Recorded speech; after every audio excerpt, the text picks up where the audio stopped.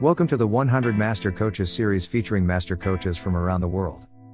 Let's journey together on this 100 Master Coaches series with your host, Coach Mel, MCC.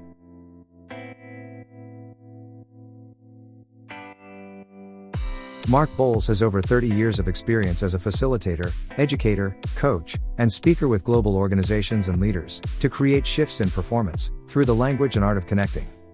He is an advocate for igniting the energy and passion in people, and believes in building relationships that align with the people within organizations. Now on to the show. Hello, and welcome to the 100 Master Coaches show. This is Coach Mal, and today on my show, my special guest all the way from Peachland, British Columbia, Canada, is none other than Marc Bowles. Welcome, Marc, to the show. Hey, Mel. Well, thank you so much, and it's a pleasure to be here. It's wonderful. Well, the pleasure is mine, and we've known each other for a couple of years. I remember, I think for maybe about 6-7 years now online, and it's just a pleasure every time I get to have a chat with you. You know, and I will say this up front, having known you for that long, I have been blessed with some of your colleagues that are now both not only colleagues of mine, but also people I consider friends like yourself. So it's been a wonderful relationship, and it's been a learning journey, and it's been great. So thanks for inviting me into your space. It's been great. And vice versa. As coaches, I know we often want the spotlight to be on our coaches, but today it's a little different. It's on you, Marc. No wait. Feeling the weight. So we're gonna start, like they say, from very beginning. Wherever you want to start, tell us a bit about Marc. Oh my goodness. How long have we got? That's All day. It has absolutely been a life journey. Honestly, Mel, somebody said, when did you kind of get into coaching, and when did it really land for you? And I have to admit that I was raised by parents who always gave back. And I actually started, when I think about coaching, I actually started coaching community sports at the age of 13. Wow. While I was still playing, community sports and competitive. And I loved it so much. And I was very blessed with some mentors, people and coaches I call mentors, that encouraged me to take all the sport education coaching programs, which I did. And then just evolved from there. And it took me into the world of high performance sport and coaching and leadership. But it also led me into that place of being a teacher. And so that whole aspect of coaching and teaching and learning, but you're going to find this funny, but in the late 90s, I was doing some work down in Australia, actually, down in Sydney. Okay. And I got some friends of mine, Tracy Becken and Al Becken, who are friends of mine. Tracy was working, and she worked for an organization. It was like a cooperative, and it was called Back to Business, and where people in cooperative kind of shared and supported each other. And we had lots of conversations around it. And she said to me in the late 90s, you should go into coaching. And I kind of looked and I went well, I kind of do. And she said, no, business coaching. And I went, what? Like, is there really a thing? Yeah. Of course, it was back in the 90s. And it was when ICF was starting. We had a lot of conversations. And when I came home, I started to look it up. And that's when I really started to kind of look at going, maybe there's something to this. Maybe it's what I'm meant to do as an individual and as a human being. And that's when I started to look, and that's when I decided that I would go to and get my coach education in 2004. And it was really kind of exciting because so much of what we do, but it's kind of like, do I know what I'm doing? Is it repeatable? And it really formulated in my mind going, yeah, I do belong. Like, this is what I love to do. And so if you think about it, all those years, it's like, it's I don't know. I'm a Canadian kid and I grew up watching hockey. And we sit there watching hockey games with my dad and Yeah. my parents, every Saturday night, hockey night in Canada thing. And, dad would go, who do you want to be when you grow up? Typical Wow. parent question, right? Who do you want to, who do you want to be? Yeah. And I said, I want to be that guy. And there was a coach out of Toronto. His name was Punch Inlack, and he had the really cool hat that he used to wear. And I said, I want to be like him. And he goes, what about the players? And I went, nah, I like the guy behind the bench. And I've Oh, never wow. forgotten that. We always used to giggle about that. And that's really sort of the whole evolution. Here we are, back full Wow. circle with my whole life, right? You gotta say thank you, Dad. That Yeah. was that like the seed that was planted inside of you way, way back, right? I Yeah. remember the days when we sat around the telly watching whatever it brought, right? Yeah. In the 70s or the 80s, we always looked up to whatever we saw on the TV for the good or the bad. But you kind of chose the person at the back. That's not often the way, right? We put on that wanting to emulate a hero in the front often, and you Mhm. chose the other. So I'm just curious, what was that about, Mark? Where did that come from? Just wanted to know that.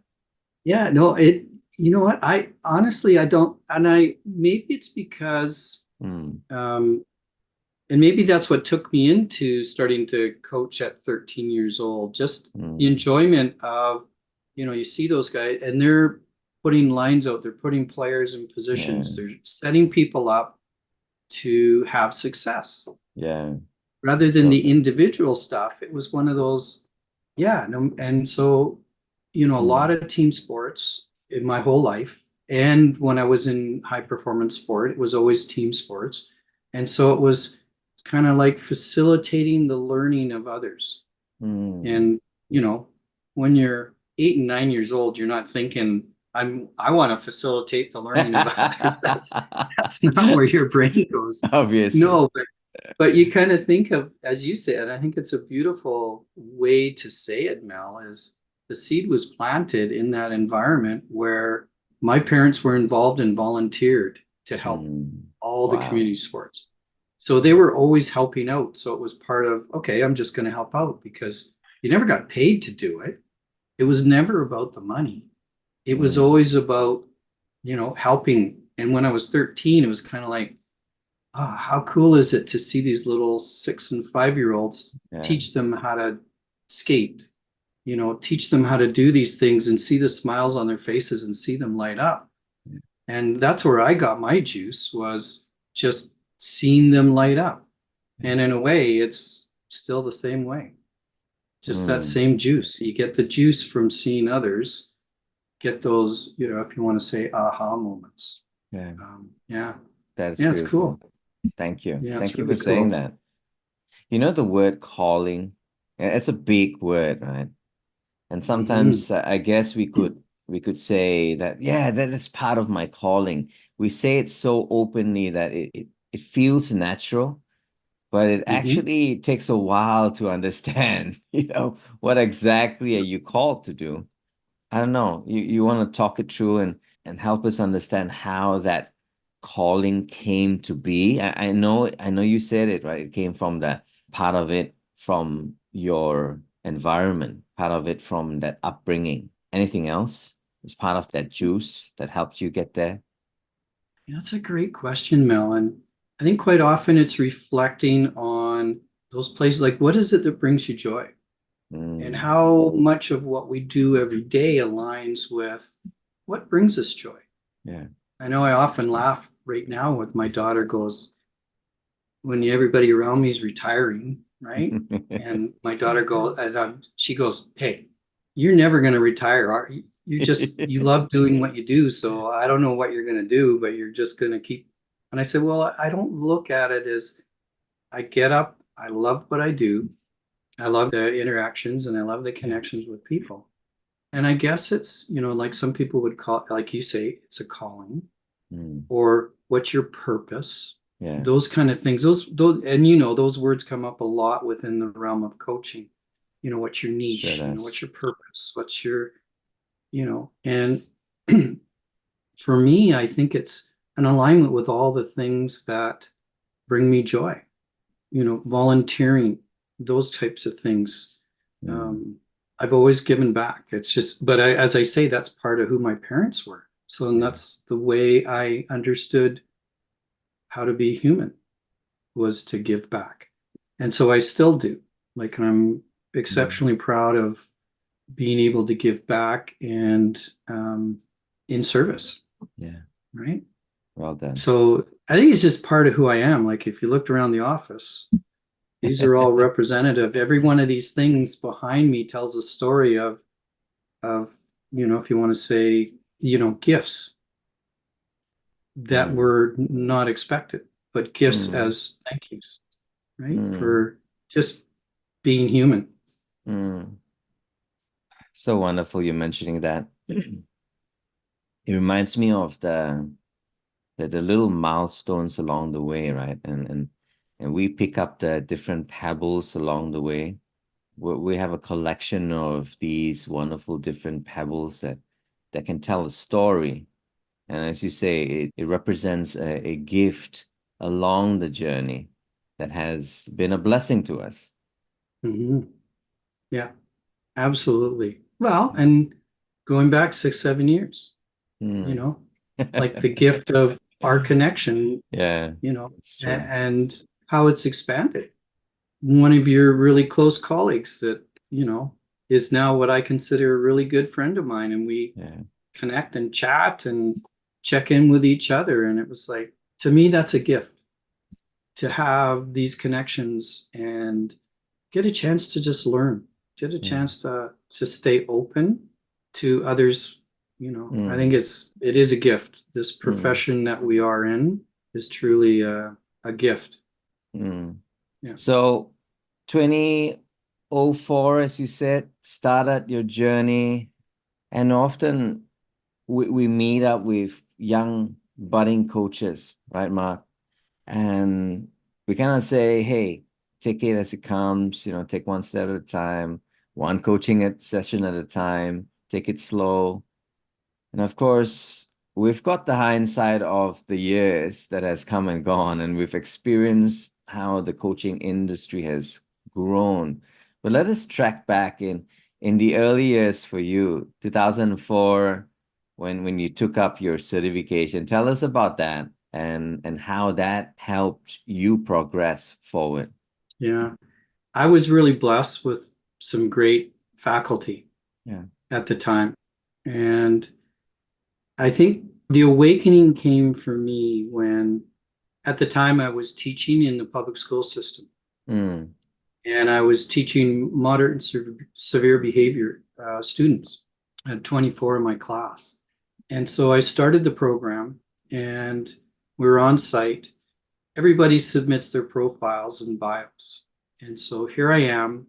I'm looking at profiles and bios of CEOs and, VPs and these, national corporations. And I'm sitting there after 2 days, and I went up to one of the faculty and I said, I'm not sure I can continue. And she said to me, she goes, why? And I said, I don't belong here.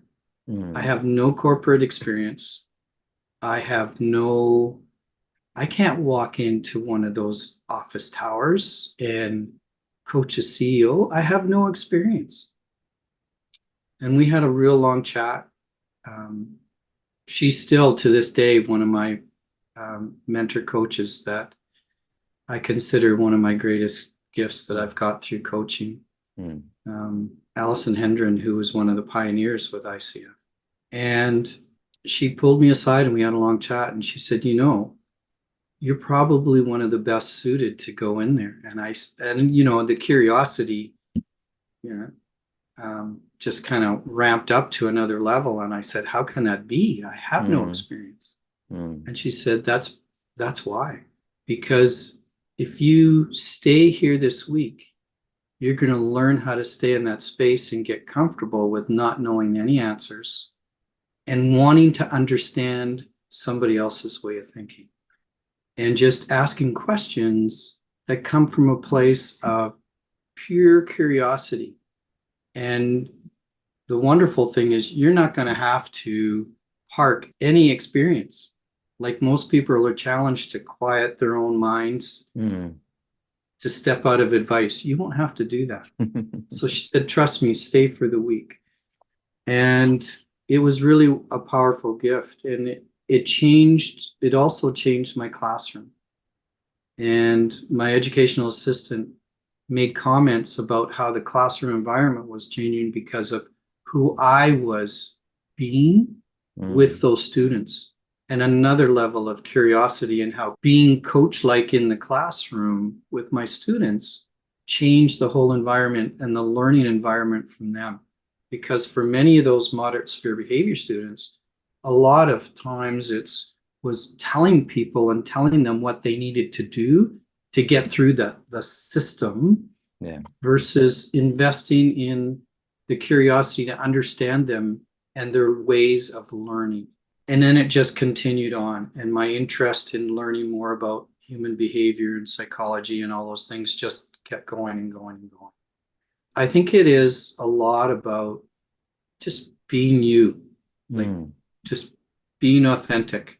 And as you can tell, just the way I speak about it, it's kind of like, okay, the 13-year-old is, all those wanting to help somebody else find that moment. It just keeps surfacing with everything that I've done. Yeah. So amazing. I love the way you just said it, right? The 13-year-old keeps on resurfacing and serving, right?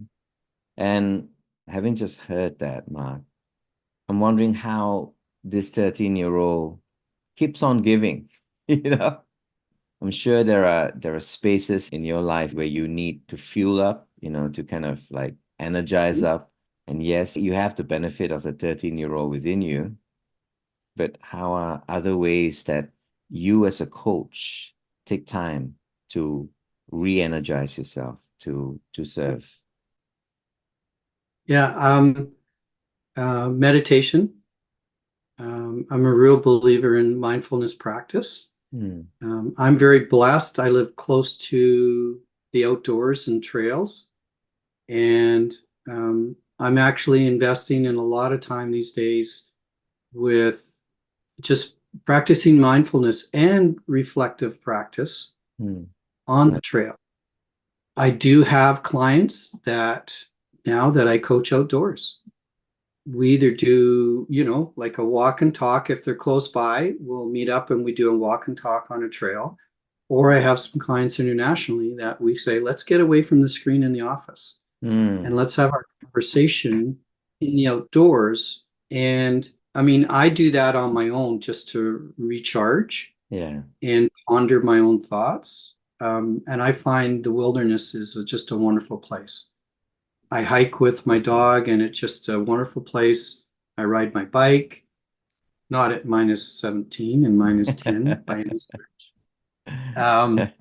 But I love to be outdoors. It's an energizing space. But I also really feel blessed to have spaces where I could just grab a good book and find that time to just sit and read new things, which recharge me, right? Like I'm always looking to learn.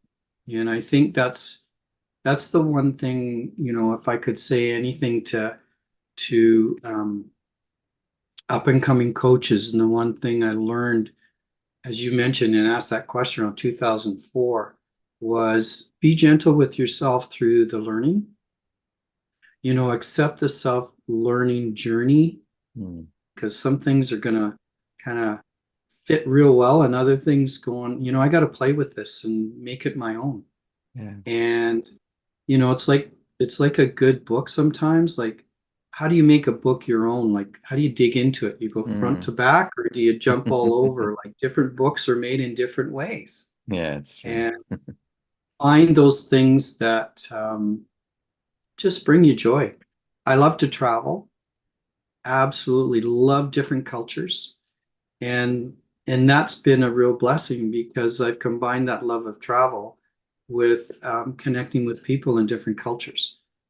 And that gets me jazzed because then I get to have conversations around the different cultures around the world. And again, it just fills my mind with things I don't know, like what I know, what I don't know. And it's a lot of fun. It's a lot of fun. Mm. It's a beautiful bag of different experiences that we bring in, like you say, right? It's the outdoor is a big part of it. And for another person, it could be getting into different spaces, different cultures, different environments, and finding that. How important do you think is actually finding your unique voice as a coach, right?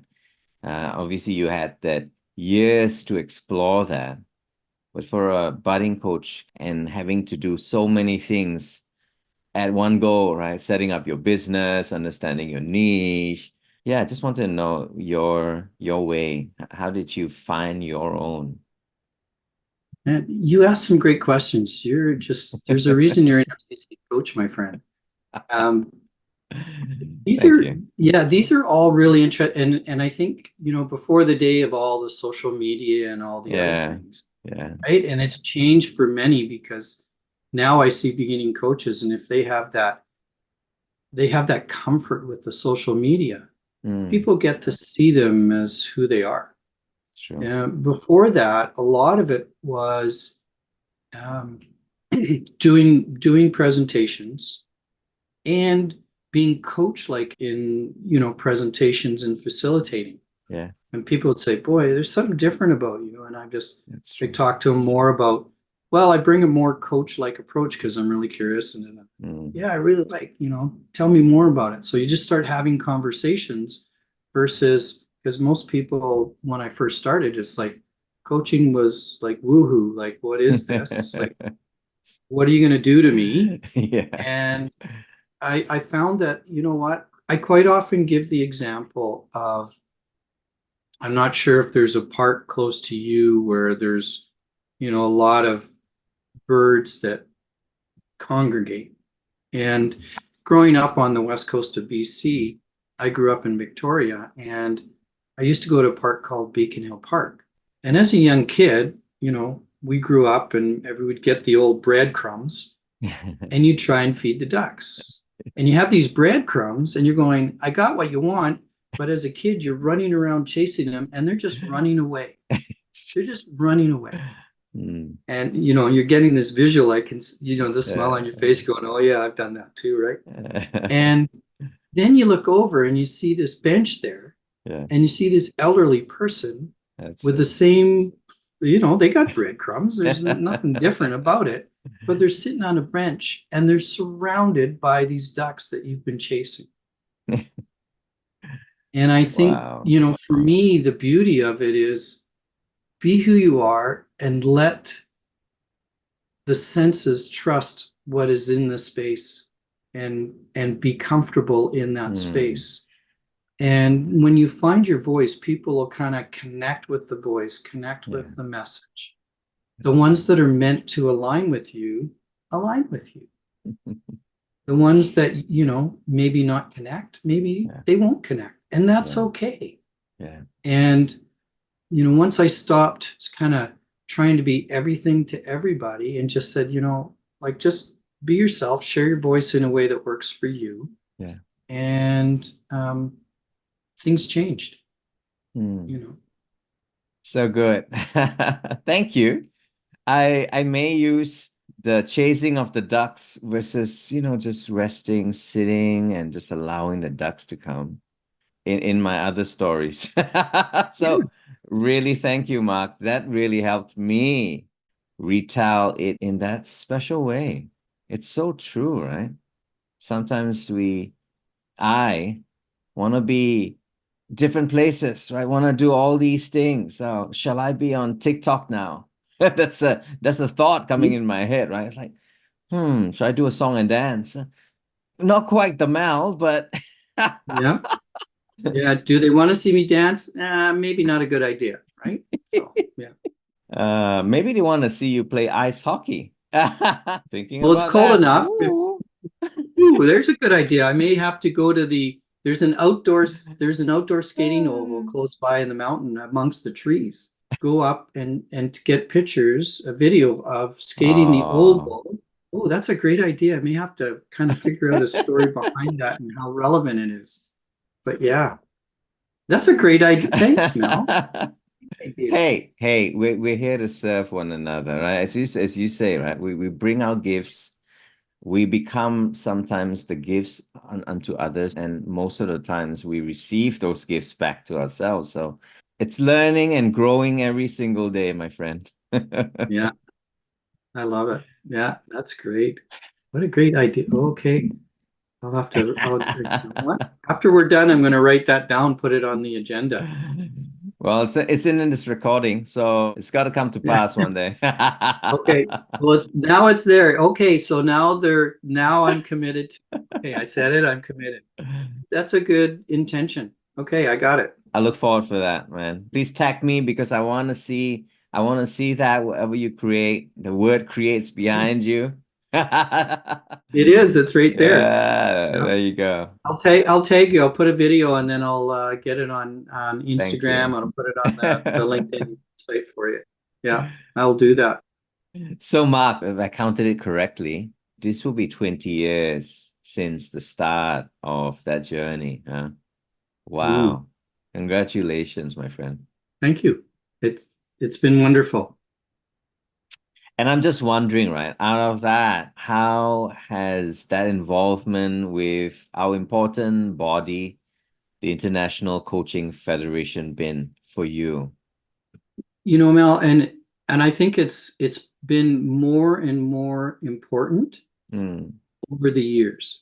okay. And I became a member, through that 2005 year. And so, as you say, wow, 20 years. Oof, that kind of feel old. But no, and I've seen, the wonderful part is the evolution of the ICF and especially like the That's recent true. update because the language we use in coaching and in all the work in workplaces and around the Yeah. globe has become really important too for the inclusivity of everyone. Yes. And Yes. so, to be in an organization that um, is being inclusive at so Mm, many different levels is really important to me. The other part is ICF has really been instrumental for me in being aligned with an organization that brings that rigorous, like the credentialing process. yeah. And for me, it's a really important part. Like, as um as a teacher in the education system, um, I don't think as a parent you want somebody that doesn't have training background instructing your kids on how to do things. Mm, In the sport community, being an educated coach gives you an understanding of what you should and shouldn't be doing around youth development. yeah. Am I doing what I think is in the best interest of this young child? Mm, That rigor becomes important. yeah. So all of the way through my upbringing, credentials. I mean, lawyers are credentials, accountants are credentials, and I think if we want to stand beside those like engineers and people that have credentials, I think it's important that people recognize. And I will say there's more and more organizations that I work with Yeah. that are requesting ICF and credentialed coaching. They've had coaches come in that have potentially not been credentialed and have done more damage than good, and Mm, I've recognized that. But I applaud the organizations. Good on you yeah. for reaching out to understand the credentialing process of the ICF to access quality coaching that will impact the organization in a positive way. And to be part of that, I think for me is a really important aspect of Mm, coaching mm, as a profession. mm. Very true. Very true.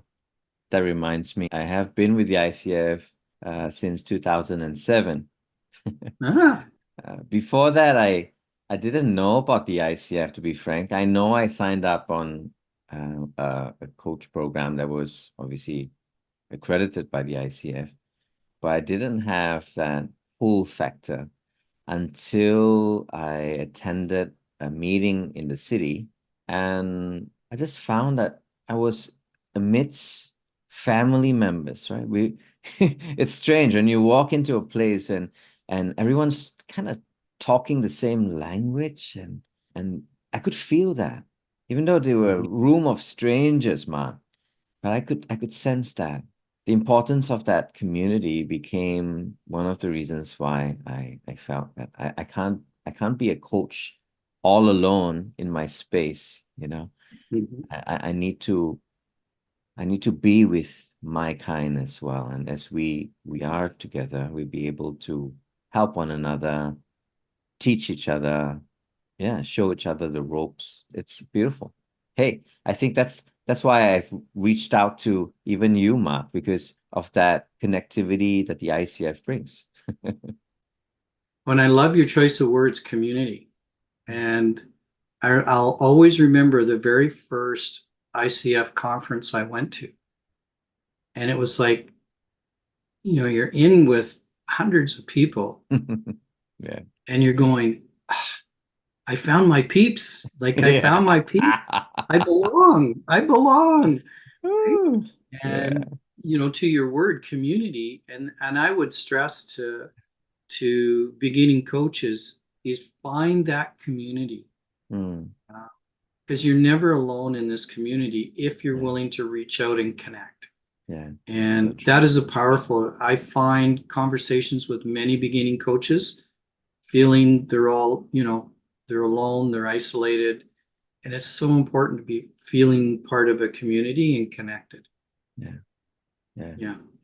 So great choice of I love that choice of words. I love it. No person is an island, right? I learned that early on, as you said, Mark, the importance of that profession, that professional body that comes together. It can only be as successful as everyone doing their part. Mhm. And if we come together and we, I guess, showcase something consistent, something beautiful, something professional, something that is worth following, then it really adds value to society. So for all that reasons, Mark. And you said something there that I think is very important. And again, it's just what organizations are looking for, Hmm, consistent practice. yeah, So whether they go out and they find, a team of 20 coaches, depending on the organization, or just that's two or true. three, Yeah, things are consistent yeah, because those coaches are part of the ICF. yeah, And they know if they're getting a ACC or PCC or MCC, they have an idea what is going to be walking through the door yeah. and who's going to be working with their people when they see those credentials. Hmm, And they're a lot more comfortable because, as you say, the consistency of how it all shows up across the board.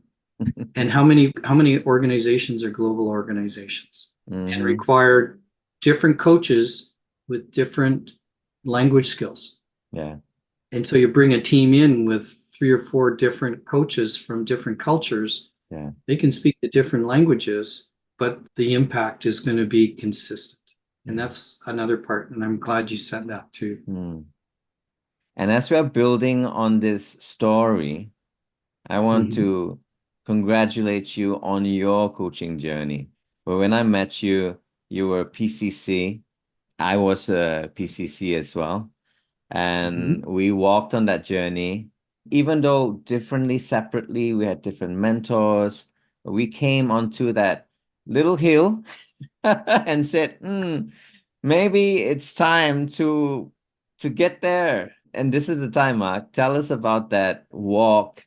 Well, it's not a walk in the park, but tell us about that walk in that metaphor of you hiking into Yeah. that space of mastery for your MCC. Yeah.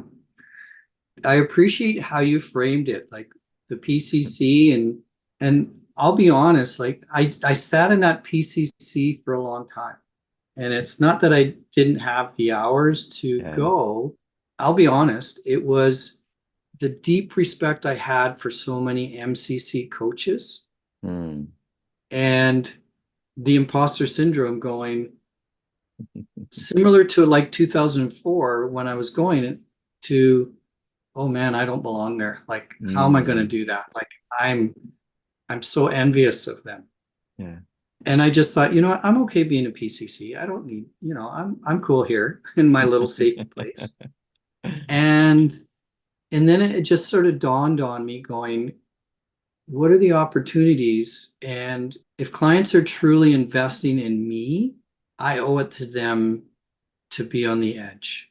And I owe it to them to be in the best service by raising my own game. And that's when I started to kind of look, okay, what do I need to do to get the MCC and set up the framework for that through, mentor coaching, continue going, okay, buckle up. And the hard part, I think the hardest part was, stepping into that realm and working with an MCC that was openly honest with your level of coaching. And the big one was being willing to accept the hard truths. Be willing to accept that, okay, I need to grow more. I need to stretch more. And it's not an easy journey because there's some, as I often say, there was tough love.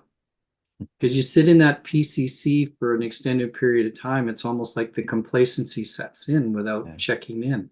Yeah. And what really changed was stepping into bringing in and engaging a supervisor. Somebody to not only did I surrounded myself with, I guess that's part of the background of my background is I went, okay, hang on. I used to oversee these high performance teams where you had a nutritionist, sports psychologist, strength and conditioning coach. You had all these people, and in the middle of the table was this one athlete, and all these people having conversation about what is in the best interest of the athlete. Yeah. And here I felt I finally figured out going, I need to have a mentor coach, I need to have a supervisor, and I really need to dig deep into who is Marc being for these clients and getting that feedback. And for me, that was the game changer of ensuring and digging deep within the mentor coaching. I worked with 2 different mentor coaches because I wanted different perspectives. And I had a supervisor. That part to me was one of the most important investments in me was having different perspectives. And the supervision of coaching sessions was a real game changer because then I could look at how I was showing up for those coach sessions outside of, am I meeting these credentials and the criteria? Yeah. And I think that probably for me is one of the biggest learnings. As much as, you teach and you pass along your knowledge to others, Mel, yourself. Here you're always saying, that's the ICF markers and things. Try not to look at them like it's a checklist because it's not a linear process. Yeah. And there I was trying to get my MCC going, tick, tick, tick. And I just went, this isn't working. And when I realized to go and let go of the checklist, just be yourself, just be you. The sessions changed. And those are the ones that then we submitted and away we went. But I had to be gentle with myself all the way through. Be gracious. It is a learning journey. And there's a reason why it's hard to get to. I'm hearing so many wonderful thoughts there. 1, be gentle with yourself, be kind to yourself. 2, still be open to that tough love. 3, we've got to have different perspectives from different people, not just our own, that helps us along the way to see things differently, to experience things differently. so many more. And for someone just stepping into that ACC mode, right? And we're not trying to say, oh, that's simpler, that's easier. Every step of the way, it's a tough step ahead, right? We've got to Mhm. put in the rigor. What would you say to someone stepping into credentialing for the very first time? Have a learner's mindset. Mm, Have a learner's mindset. The hardest thing that I find with, stepping into that credentialing is having the sense I have to know it. mm, You don't have to know it all.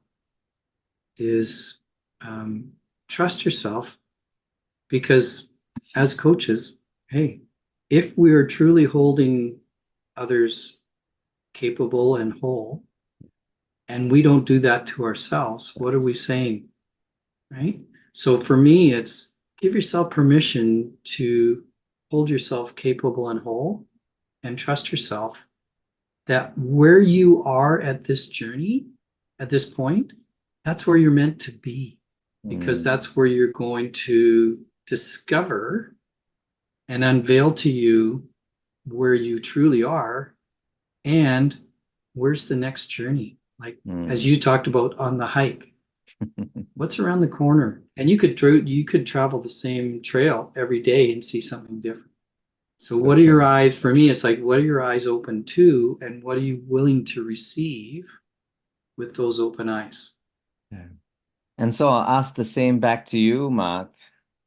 For you, now that you have reached that, well, I wouldn't say pinnacle, but you know what I mean, that place, you know yourself, you're happy to be who you are and knowing who you're serving as well.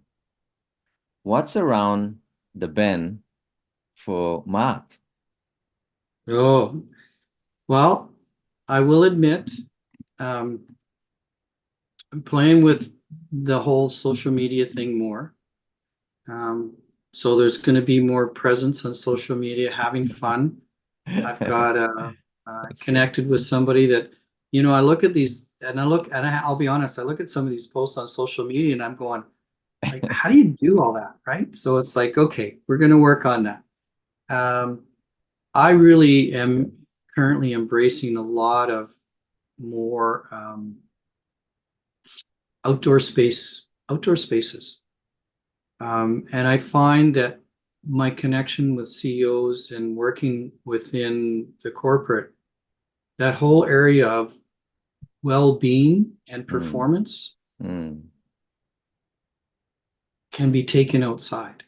yeah, So definitely. I'm working with some others and exploring the ideas of that outdoor coaching in the outdoor space more, Mm, because of the research that's been done yeah. and the health benefits, the mental health benefits of it.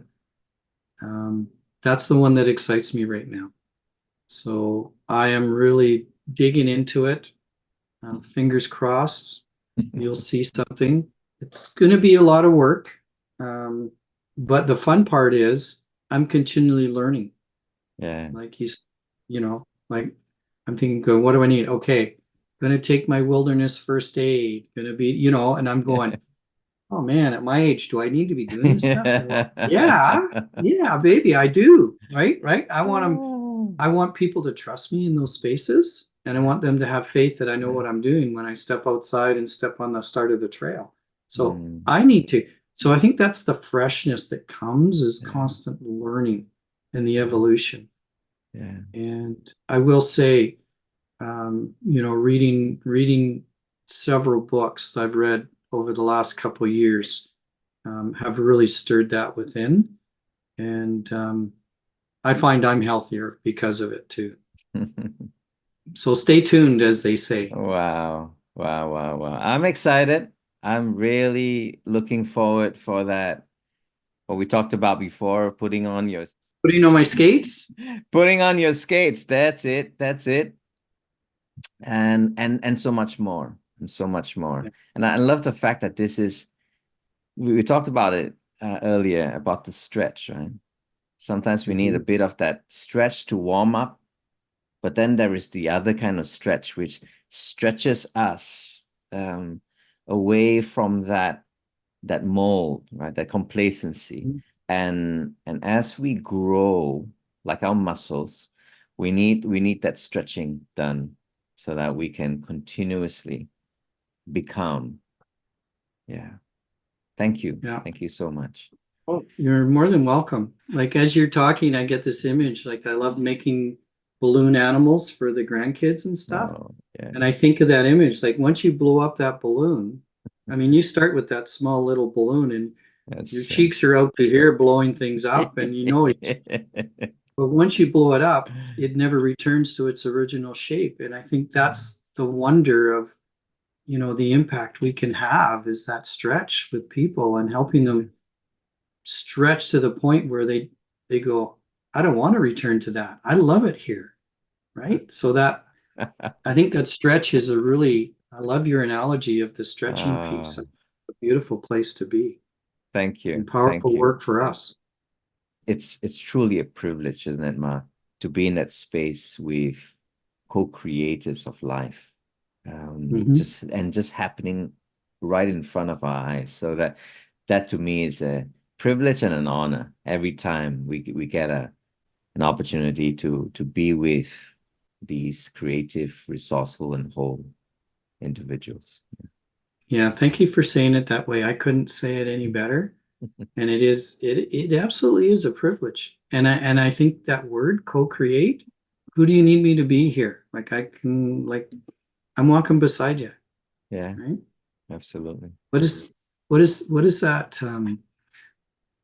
I don't, you know, when you get quotes these days, you don't know where it comes from in many cases, but my grandmother gave me one and she said, wow, don't walk in front because I may not follow.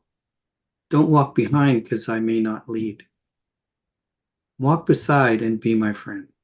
And that has stuck with me my whole life. And I'm sure, you know, it's coming from somebody, but for me, my grandmother shared that with me. And I think, you know, as coaches, we're not really leading. Yeah. We're letting people lead us where they want to go. But we're also in that spot where how many people have said to you, you know, I really feel like I'm being supported. So you're kind of that guide on the side, so to speak, where you know, they're not alone. Yeah. And on that note, I want to thank you, Marc, for sharing this space with me today. It's been such a beautiful walk with you. Yeah. There we go. The metaphor. I love it. Beautiful walk. And see, if it wasn't -17, we could do this outside. But yes. Mel, thank you so much for inviting me into your space. I truly enjoy your sessions from your previous guests, and I feel very blessed and honored to have the opportunity to share the space with you and call you my friend. And it's been an honor to be here with you today. So thank you so much for the gift. Thank you. Thank you for your gift that you continuously bring to the world, Marc. And on that note, thank you everyone for listening, for watching. This has been the 100 Master Coaches show today with Marc and myself, saying wherever you are, continue on your journey. Take that step forward, be blessed, and watch out for what's over the bend on the other side. Enjoy that journey ahead. Take care. God bless. Bye for now.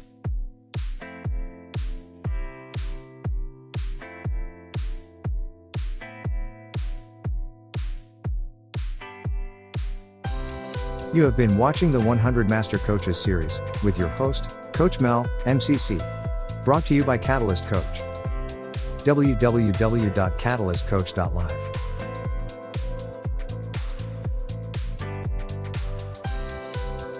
We will be right back with our next Master Coach on the 100 Master Coaches series.